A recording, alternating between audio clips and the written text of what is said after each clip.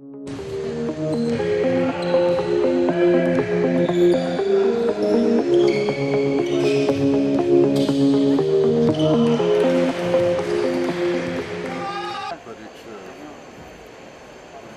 košarkaški tekmi reprezentance gluhih, čeprav smo seznanjeni z njenimi uspehi, tako na evropskem, kot svetovnem oziroma olimpijskem nivoju.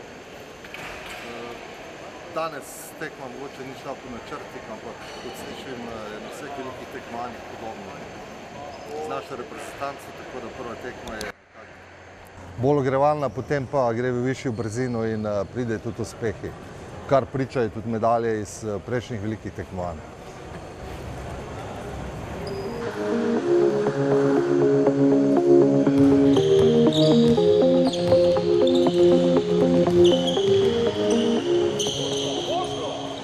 Olimpijskih iger nismo odprli najboljše, ampak verjamem, da po slabem začetku pride boljše nadaljevanje in seveda že razmišljamo o jutrišnji tekmi z Avstralijo, na katero se bomo skušali najboljše pripraviti.